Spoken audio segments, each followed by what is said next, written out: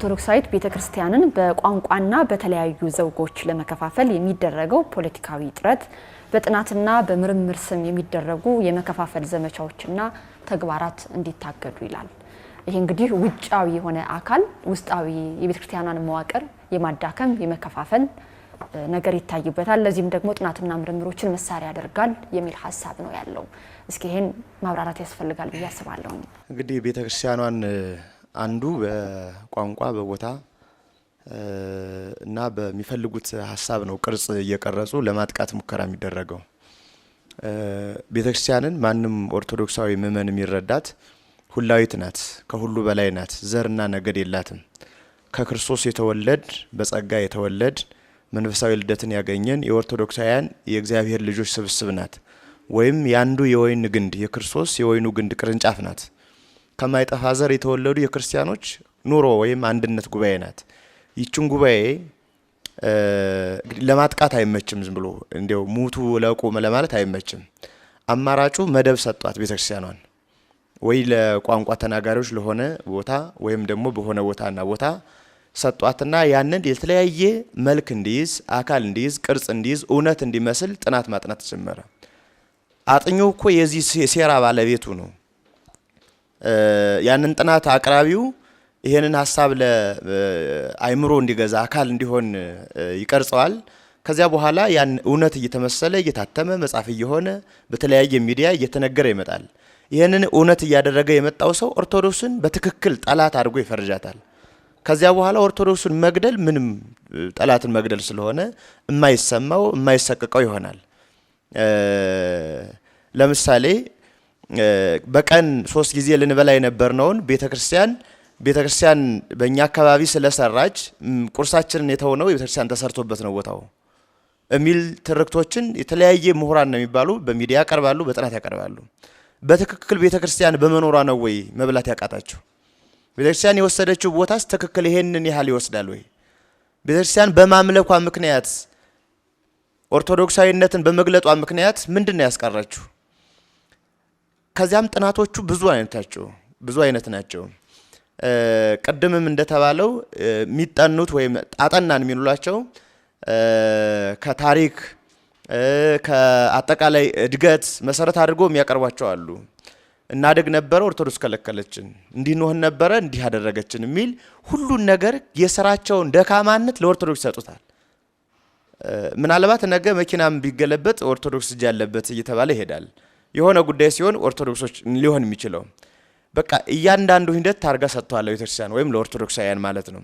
ኦርቶዶክሳዊነት ጽሉ ሆነ በመዋቅራዊ አስተሳሰብ በሚቀረጹ የትምህርት ሂደቶች በካሪኩለም በአጠቃላይ ጥናታዊ ጽሁፎች በመሳሰሉ ሂደቶች ኦርቶዶክሳዊነትን ማጥላላት ከምድረገጽ እንዳይኖር ማድረግ መከፋፈል መጣ።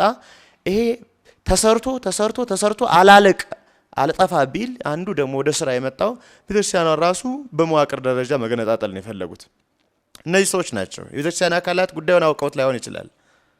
በመዋቅር የእንተና ቤተክርስቲያን የእንተና ብሎ በመደብና በመዋቅር እንድትዘጋጅ አይነት ቅርጽ እንዲሰጥ ማለት ኃይሏን ማድከም ነጣጥለህ እንዲህ አድርገው ነጣጥለህ ግዛው ወይም ጨርሰው አይነት ማለት ነው።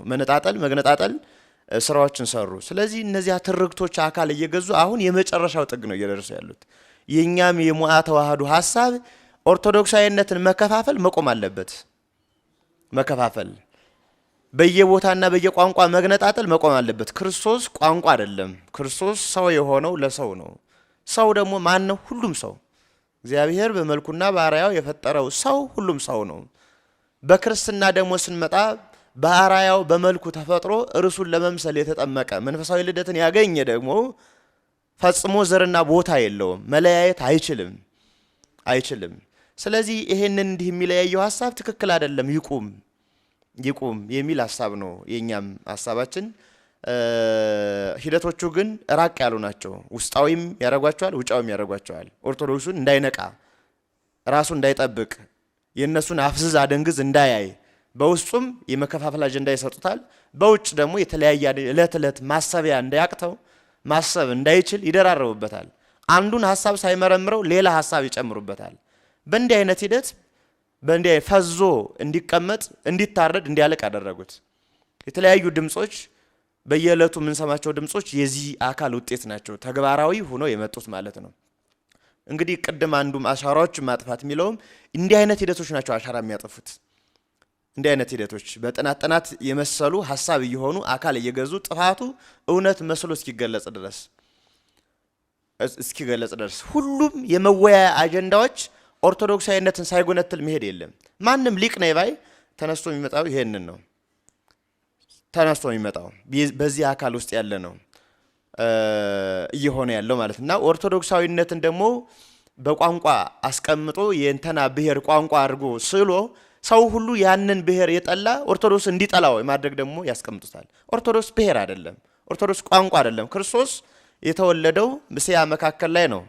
ታናሽ እስያ ላይ ነው የመጣው። ከቅድስት ድንግል ማርያም ሰው የሆነው ከልልና ወደ ትትና መጥቶ የተገለጸው ይሄንን ትምህርት መደብ ያደርጉታል።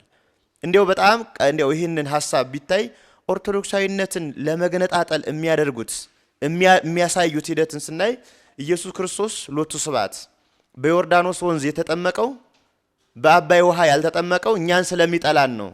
ስለዚህ ኢየሱስ ክርስቶስ የኛ ትክክል አምላክ ሊሆን አይገባ የሚል ሐሳቦችን እስከ ማጭሰራጨት ድረስ ይደርሳሉ። በእንዲህ አይነት ከፋፋይ አጀንዳዎች የተጠመደው ማን ነው ስንል ግን መዋቅር ያለው ስርዓት ያለው በስርዓት ይመራ በስርዓተ መንግስቱ ውስጥ ያለ ሀገሪቷን እየመራው ነው የሚለው አስተሳሰብ ነው ይሄን እየሰራ ያለው ነው።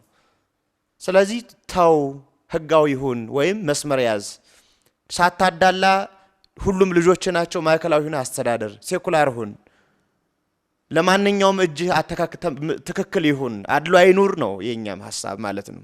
እና ትክክል እየሆኑ ያሉት እነዚህ ናቸው አንዶቹ።